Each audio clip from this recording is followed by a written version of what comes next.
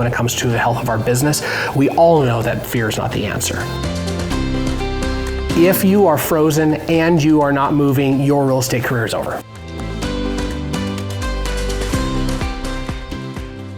Real estate professionals, welcome back to the RMG Agent Podcast. We are here on episode 2 of season 2, and we're so stoked that you're back here with us. As always, we want to impact, empower, and encourage you. And in order to do that, I have my partner in crime with me, as always, Jake Bartlett. Hey guys, super excited for season 2. I've talked to quite a few people that listened to a lot of season 1 or all of season 1, and we got really great reviews. Yes. And so as always, check out RMGAgentPodcast.com. We've got a bunch of tools and resources and some webinars up there, so make sure you're checking out that. What else can they do? So you can like, subscribe, and share. You guys have been so awesome. We're well over 1,000 views now on YouTube, and something like just shy of 9,000 views through our shorts, and another couple thousand through our podcast. So we're making an impact, and you guys are a big part of that. So thank you so much for your help. Yeah, make sure to keep checking out those shorts. Yes, yeah, our shorts are great. Yeah, I'm a millennial. It's all I care about. 40 seconds or less, and then I'm good. Yes, good deal. So, okay, where are we going today? Well, check out our last episode, which was episode 1 of season 2, which was effective time management tips for real estate professionals. We have kind of we're not going to sugarcoat this one for you. So today is move your business isn't paying for your lifestyle. Oh, all right. Let's dive into it. So we had the opportunity last week, which kind of started this. We had a conversation with some of our agents, and it was a really great topic, as well as maybe a little heavier topic than some people are used to. So what were some of the things that we talked about? So we sat down with a group of our agents that are newer into the industry, and we started having conversations around fear. And it's interesting, right? Because fear is something that presents in a very different way than most people think. And we have a lot of fear in our industry right now. Now, somebody might be watching this and they think like, I don't even know what you're talking about, right? Like, things are awesome, amazing, right? Like, keep going, keep pushing, right? It might be a result of what you're currently doing, might be a result of like you're just in a really good spot right now. But in broad strokes, there's a lot of fear in our industry. And the fear in the industry is fear of what actually exists, and that is a significant decrease in overall sides. And, so something from like 6.3 million home sales, so that's over 12 million sides, to last year right around 4 million, right? That is a massive change. And so we're dealing with that. And then we're also dealing with the fear of the unknown. And that is, we don't know what's going to happen with the DOJ and they're inserting themselves into the lawsuits and things like that. So there's a lot of unknowns, and it just is creating kind of ambient fear in our industry right now. Yeah, and then the other aspect of it is that time and fear are really good friends. Yes. So one of the things that we talked about is the not letting the fear paralyze you and getting into action. So what did we talk about with that? So we talked about this idea that, the longer from the point that you need to do something to the point that you take action, however long it is between the decision point and the action point, the longer that gets, the more time it gets to buddy up with fear. Mm-hmm. And I had an opportunity to go hiking to Havasupai Falls in the Grand Canyon. It's an unbelievable oasis with some really good friends. And we went cliff diving one day, and we were jumping off these 20, 30 foot cliffs. It was amazing, a lot of fun, kind of exhilarating. And then we went way deeper into the canyon, and there was a 63 foot tall cliff that you couldn't actually see the water. It was a complete faith jump. And our guide just jumped, and we gone. Right? And so we were all standing there, we're thinking like, nope, I'm out. One of our guys said like, hey, I'm going to do it. And we're all, like rooting him on, holy smokes, dude, you're a beast. And he went to go step off. So he did 1, 2, 3, and he froze. Mm-hmm. And as soon as he froze, you could watch time and fear come together. And he tried for about another 10 minutes, a very, very long period of time. But you could tell every time he tried that the fear grew more and more and more. And that's because fear, it grows. Like the voice of fear goes from a whisper when you first make a decision and then take action, all the way to this loud screaming voice the farther that you go down the road and procrastinate. And so fear has this natural growth in us when it comes to from our inaction. Well, and I think there's another level to it where that fear now creates doubt, and that doubt creates shame that you aren't able to continue to do it. So getting into action, and one of the things that you said that I thought was really great when we had the conversation with our agents, the less things you can put in your place between the start and the actual action, the better off you will be. Yeah, because fear shows up a lot of times like procrastination, right? As soon as we decide I need to do something, I need to lead generate, and then our very next thought is, well, I should check my email first. Okay, you tell yourself this logical story, but what you're actually doing is listening to the voice of fear that is not loud. It's very, very quiet and subtle, but it's working its way into being able to get more powerful with time. So we also introduced the concept of it's not just fight or flight, right? Yes. Okay, so when we talk about, okay, so then what do we do about this? We first have to understand how we actually respond to fear, because I can just hear an agent like right now, like checking out thinking like, I'm not afraid, like fear is not this thing. Well, hang tight. Maybe it's not, high five. But if it is, the traditional way that we've all learned about how we respond to fear is fight or flight. But that's actually not how the brain works. The brain works in a predictable pattern, and some of us can run through that pattern really quick in certain instances, but the brain works in this predictable 3-part pattern: freeze, flight, fight. And it's really important to understand that it's in that order, because when we are not running away from something, or we are not fighting or responding, we don't necessarily pick up on the fact that fear is having a voice.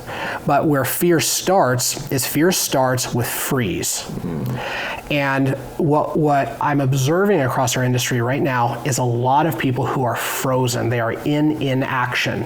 And it doesn't look like, I'm afraid. It looks like paralyzed from action.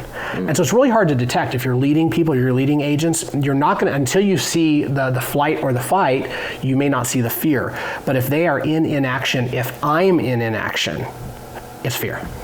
Yeah, and I would challenge you, if you're listening to this and you're saying, that's not me, I'm not in that situation, my business is going great, that's awesome, good for you. Yes. This is going to show up at some point in your real estate career, so this is a great thing to keep in the back of your mind. Or if you grow a business and you start bringing on other agents, you're going to see this in them. Yes. So, and as somebody that talks to a lot of real estate agents out there, like, there is a lot of frozen people. Yeah. And they're frozen to the point of almost immovable. That's right. And what we're seeing, and this is where this becomes really problematic, and the reason that we're addressing this and saying, guys, this is a heavy conversation, is that it's unbelievably embarrassing, and it's incredibly hard to raise your hand and say, I'm broke, or I don't have any runway left. And we're seeing that over and over. In fact, we're seeing people who are raising their hands to be able to get onto great teams and to be able to get the leverage and the structure that they need, and they've waited too long. They have been frozen for so long. By the time they choose to fight, they've run out of financial runway. Yeah, you see this a lot.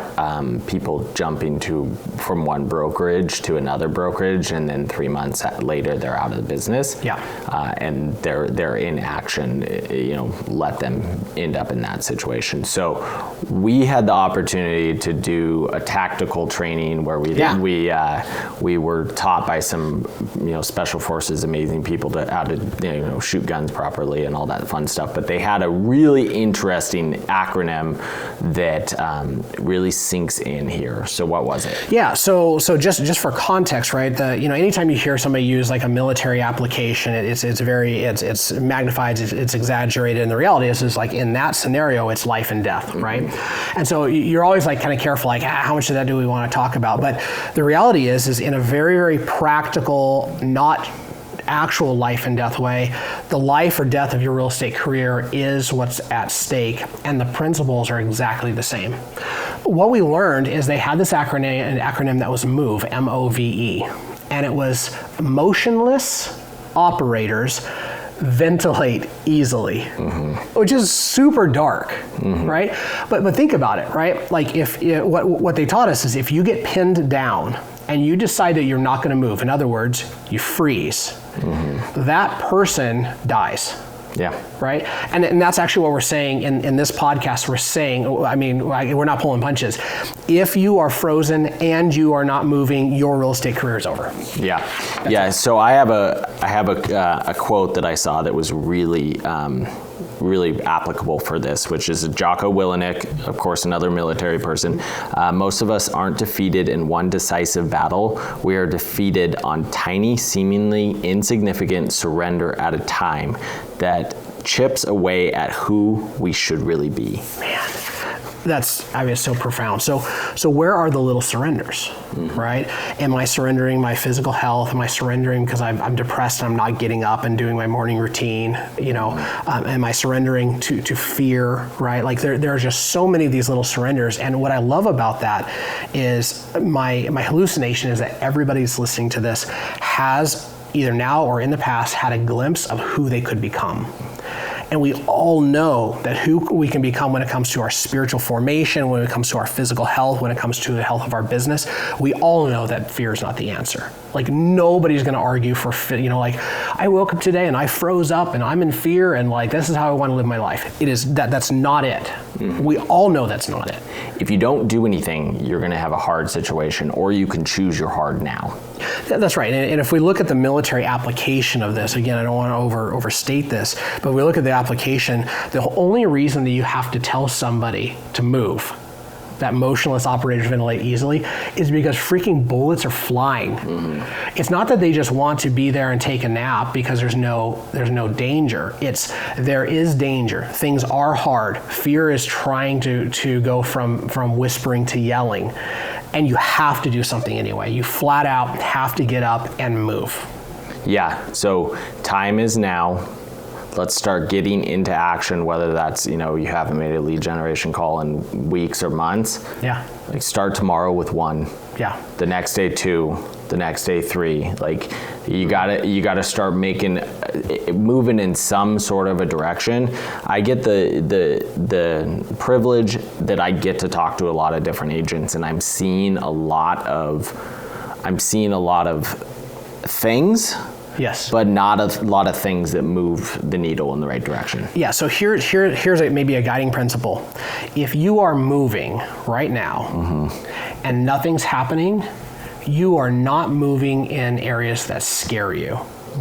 Right? If you're moving from I'm afraid of picking up the phone, so I'm going to post on Facebook. I'm afraid of door knocking, so I'm going to put door hangers on. Right? This is not the movement that we're talking about. Right? When you're dealing with fear, the proper movement is to do something that you have to face the fear and get on the other side of it, right? And so there's some practical things that we think that people can and should do right now, right? And by the way, these actually apply to somebody who's making it work right now really well, right? Because these are actually just really, really good life practices. So the first one, personal expenses, which is our subtitle, right?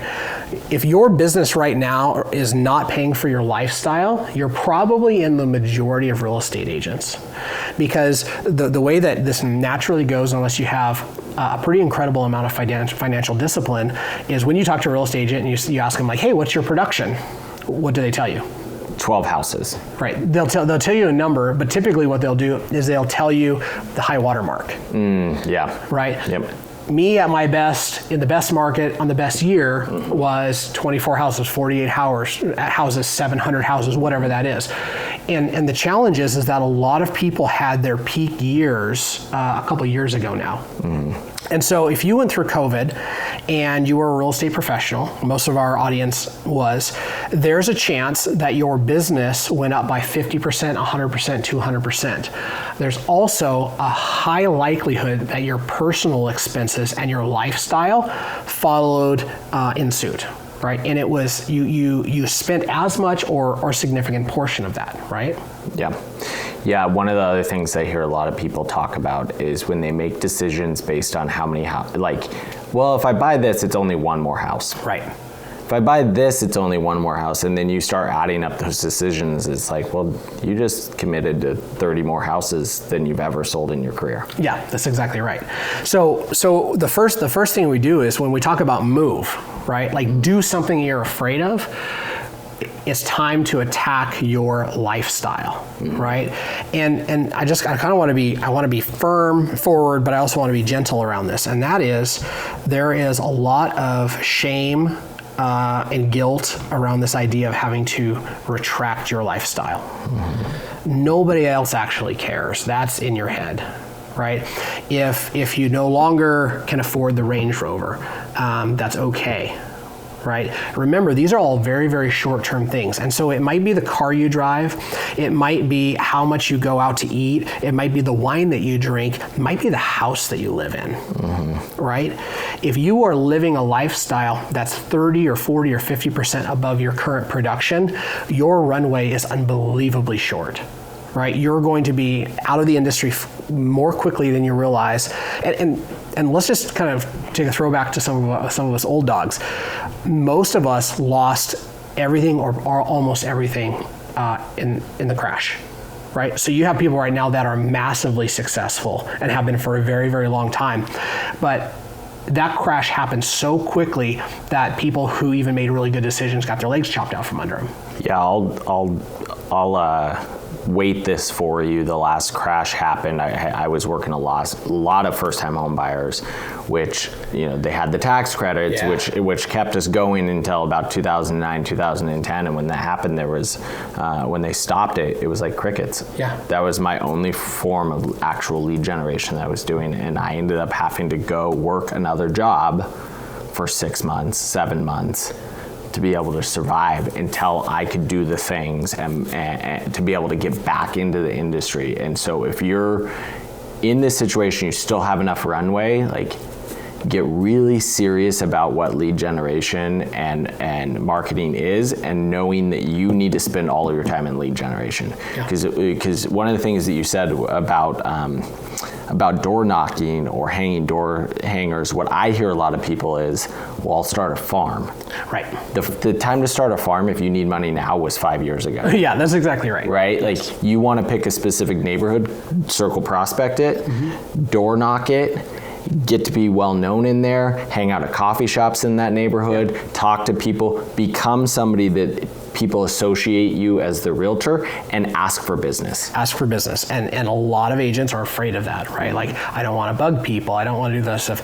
You also don't want to go broke and lose your house, right? The idea of like me potentially inconveniencing somebody by asking them if they have a minute versus you losing your house. That's come on. Like, we have hard decisions to make now, right? That's how it is. So the step one, the first hard thing that's probably fear-inducing is look at your personal expenses and realize what you don't need. And by the way, it's a lot. There's a lot of most people's lifestyle that falls into want, and we also tell ourselves this story that we need stuff that we don't. So personal expenses. Yeah, and I'll add one more thing before we move on to the next one. So I listened to a study on people that win the lottery and why they go bankrupt. Everybody's, always thinks like, you just won $50 million, how do you go bankrupt? Yeah. It's because as soon as 6 weeks after winning it, people adjust their spending to now the money that they have. Yes. So if you were making a lot of money 2 years ago, you've adjusted your spending probably within 6 to 8 weeks of that. Yes. So now it's time, like, you may never get back to that. With everything that's happening, unless you're willing to do like 5 times the amount of work that you were doing at that point, you might not get to that dollar figure again. So it's time to adjust your spending back down. The next one is your business expenses. Yes, so your business expenses. Just like in our personal expenses, we start going down this road with our business expenses of having things and buying things that we tell ourselves are necessary. And then it compounds. And it compounds when we start getting afraid, because one of the things that happens after we freeze is when we get to kind of fight mode. The fighting is not necessarily a discipline mode. This is very primal. And so it's like throwing haymakers. And the way that we do that in our business is we just start throwing money out there at all of these things. Like you see something online, they say like, I'm going to teach you how to lead generate and never pick up a phone again, right? Just write me this check. Or like, hey, we're going to go buy leads and like that's going to save the day. Well, buying leads can work really, really well, but it requires you to do the things you're afraid of in order to actually monetize that. And so when we start going into our business expenses, we have to hold everything accountable, and we have to ask ourselves this question: what are we paying for that we can't afford? Right? That may be that you pay for transaction coordination because honestly, it's a super good idea, but you can't afford it right now, and you don't like paperwork, and nobody cares. Like nobody cares. Yeah, unless you're willing to take that time that you would be doing paperwork and do more lead generation. Yes, that's a great idea. Yeah, that's a great idea. So the difference between leverage, right? Leveraging for more money or leveraging for time. A lot of people leverage for time. Yes, and right now you may think that you don't have more time, but I'm going to tell you, if you're not working 16 hours a day, maybe crying yourself to sleep, you do have more time. And I don't wish that on anybody. I've been there. I spent a lot of time in that space. It sucks. And the reality, like the harsh reality, is that that I'm not entitled to not having to go back there. And for some of the people who have been around for a while, they're looking at that saying, I don't think I want to do that. Here's the thing. If you have set yourself up with passive income or asset-based recurring revenue, high five. If you don't have to go back there, don't go back there. That's fine. But if you're honest with yourself and you do, you're not entitled to the lifestyle that you've built. You're just not. Yeah. I'll be vulnerable here. Like, if you don't think you have more time, have somebody that has a business that you want, or a business that they time manage really well, and have them help audit your calendar. I did this with you last week. Yeah. I was struggling with trying to manage kind of all my responsibilities, and was like, you actually told me, it was like, I think we should look at your calendar, and we moved some stuff around. We changed a couple of my days so that there was more flow in them, and I was able to get probably 2 hours more lead generation. Yeah. So have somebody help you with that. So our last thing is going to be talking about revenue activities. Yeah. So we've hinted at through this whole thing because it's the deal. Like, there's always these two pieces, and this never changes. And that is, I have to cut how much I spend, and I need to increase my revenue. I need to increase the amount that I make, right? Both of them they fall under the move principle because they both induce fear and shame and guilt, just all kinds of crap, right? Especially on the expense cutting side. But now we go over here, and the reality is if you are not actively meeting with clients for consultations or listing appointments or showings, what you should be doing is being face-to-face, voice-to-voice with anybody and everybody that you can connect with. Now, does that mean go out and pick up the phone book?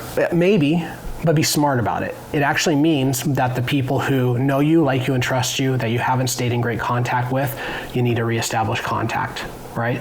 And you need to ask for business, right? You need to be bold enough, straightforward enough to say, hey, who do you know that needs to buy, sell, invest, or real estate? Or I can just simply answer questions for. But it can be that simple, right? Yep. So you need to increase your revenue creating activities. The other piece of this, Jake, that is very self-serving for us, but it's absolutely true, and that is that the vast majority of real estate agents, they should be on functional teams that provide structure, accountability, and a culture that helps them continue to fight the fear, right? If I'm pinned down by myself, I'm in a bad spot. Yeah. If I'm pinned down with my 10 buddies, like, I'm still in a bad spot. But man, all it takes are one or two of them to like get on the other side of fear, and all of a sudden that triggers me, and now here we go, right? Yep. Well, we're seeing what I'll refer to, and I'll coin it as the great consolidation. Yeah. Like, we're seeing brokerages consolidate. We're seeing smaller brokerages go out of business. We're seeing bigger brokerages have some serious struggle. We're seeing small teams go out of business. We're seeing big teams disband. I'm seeing this new trend of individual agents partnering up with like 7 or 8 of them and paying for assistants together and paying for leads together, which sounds great. until you are the one that's left holding that bag. Yeah. There's a lot of these things, and again, the issue is I would just challenge everybody. If it doesn't make you afraid, it's the wrong move, right? If it doesn't make you afraid to have to check your ego, then it's not the right move, right? If it doesn't make you afraid to have to be accountable, or to have somebody encouraging you but also holding the line for you and for the sake of your family, it doesn't invoke fear. If it doesn't invoke fear, it's not going to move you forward. So one of the things that we talked about doing this was like, what are we hoping to get out of this for you? And I know my hope in everything that I do is that, I will have a long-lasting real estate career, and I know that you will as well. And so my hope is by listening to this, maybe moving forward into some fear that you don't have, or that you're not comfortable with, that you're at that end of that real estate career with us. Yeah, absolutely, right? Because right now somebody is watching this and you're not thinking about it, but you're really close to your runway not ever getting your plane back off the ground. That means right now you got to move. Like right now, fear aside, you got to cut your business expenses, you got to cut your personal expenses, you need to lead generate like crazy. You might need to go join a team and have somebody actually help you treat this like a job again and just really, really push hard. It's time. It is time. So, as always, thank you for listening. Hopefully this has an impact on you, empowers you, and encourages you that you can do more. Yeah. As always, guys, you can reach out. You can email us. You can reach out to us through rmgagentpodcast.com. We're here to help you guys, and thanks for listening today. Take care.